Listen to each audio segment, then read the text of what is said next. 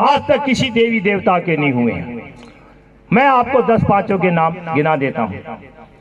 भर्तृहरि महाराज जी का नाम सुना होगा आप लोगों ने। भर्तृहरि चक्रवर्ती राजा था। चक्रवर्ती राजा कौन होता है? चक्रवर्ती राजा वो होता है जिसके अधीन 108 राज्य हों। और भगवान गोरखनाथ जी ने उन्हें ज्ञान दिया तो सब राजपाट छोड़ के नाथ बन गए। नाथ भर्तृहरि महाराज। सियालकोट के राजा सुलेमान के पुत्र जो पूरनमल के नाम से जाने जाते हैं, वो चौरंगीनाथ महाराज, उन्होंने शादी ना करने का प्रण लेके नाथ बने। चौरंगीनाथ जी की जय जयकार तो होती है हर जगह। गोपीचंद जी बंगाल के राजा, और उनको ज्ञान दिया भगवान गोरखनाथ ने, वो उनके शिष्य बन गए। सारा नेपाल, जिसकी हिस्ट्री मैंने अभी भाई साहब को दी है, देख लेना।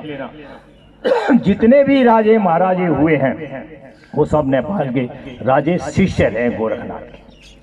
भगवान गोरखनाथ ने ही हिंदू राष्ट्र की स्थापना इस धरती पे जो एक ही है नेपाल, वो भगवान गोरखनाथ ने की है। और उनका पहला राजा पृथ्वी नारायण शाह को गोरखनाथ जी ने बनाया था।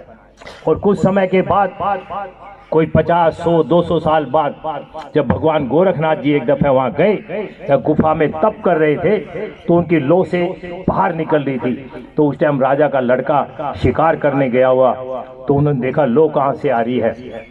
जैसे ही वो अंदर गया तो भगवान गोरखनाथ ने जान लिया कि ये तो राजा का लड़का है। उनकी बैठो बेटा, और उन्होंने दही दूध रखा था, जैसे ही मुंह को लगाया वो दही बन गई। और उनका ये प्रसाद दिया। उसने प्रसाद ना खाने के कारण कि झूठा हो गया है, तो धीरे से गिरा दिया। तो उसी टाइम भगवान गोरखनाथ जी ने ऐलान कर दिया था, नेपाल फलाने समय में खत्म हो जाए।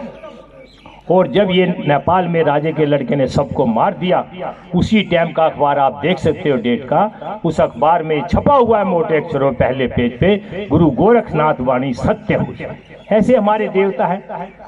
और आप लोग और मंदिरों में घंटी बजा रहे हो, उधर जा रहे हो, उधर जा रहे हो, जब आपके पास एक ऐसे देवता हैं, आप यहाँ बैठे हो सिद्ध गौरिया के मंदिर में, तो आप इनसे भी कितने ही जगह जगह है। आप सारा राजस्थान देख लो, सारा राजस्थान उनका मतलब अनुयायी है।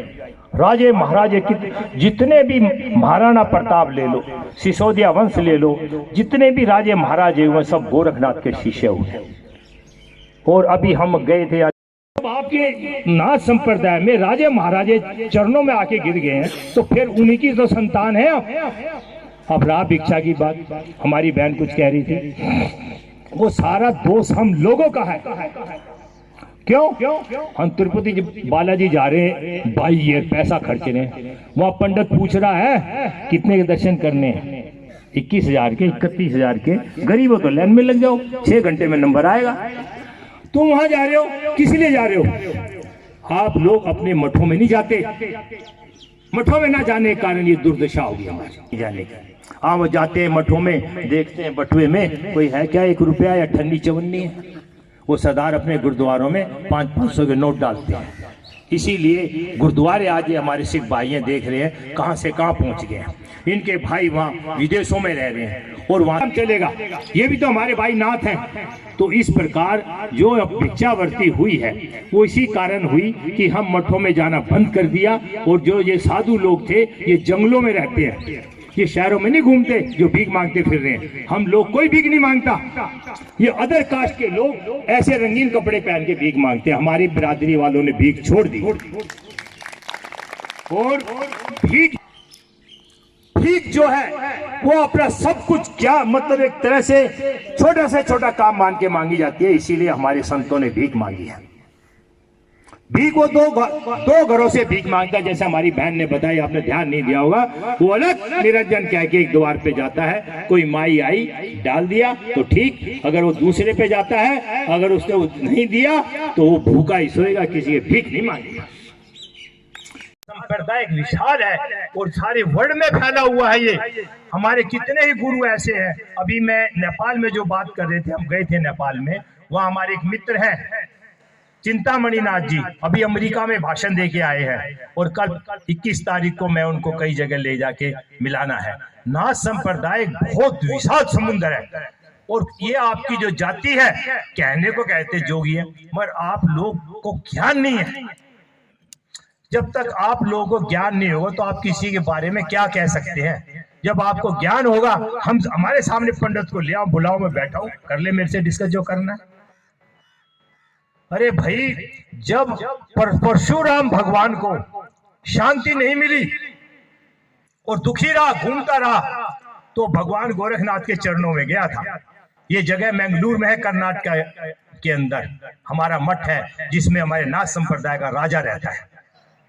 एक है बेंगलोर, एक है मैंगलोर। मैंगलोर में बहुत बड़ा मठ है। गोरखनाथ जी वहां तप कर रहे थे।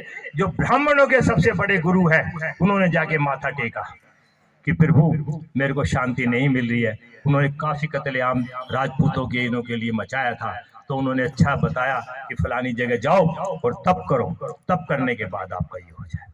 उसके बाद से वह कदली यात्रा निकलती है, वो यहाँ से महाराष्ट्र से निकल के